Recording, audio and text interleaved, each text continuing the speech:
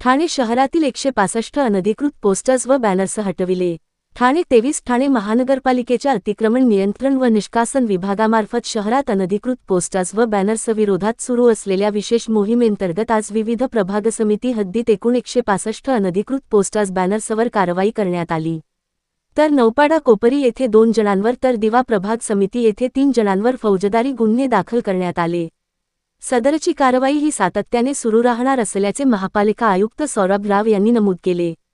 या विशेष मोहिमेंतर्गत 13 ते 23 जुलै 2026 या कालावधीत शहरातील 1899 अनधिकृत पोस्टर्स व बॅनर्स हटविण्याची कारवाई करण्यात आली असल्याचे उपायुक्त जितेंद्र निकम यांनी सांगितले. प्रभाग समितीनिहाय करण्यात आलेली कारवाई: नौपाडा कोपरी प्रभाग समिती 18, वागळे प्रभाग समिती 04, लोकमान्य सावरकरनगर प्रभाग समिती 05, वर्तकनगर प्रभाग समिती 17, माजीवडा मानपाडा प्रभाग समिती 37, उथळसर प्रभाग समिती 01, मुंब्रा प्रभाग समिती 05, दिवा प्रभाग समिती 78.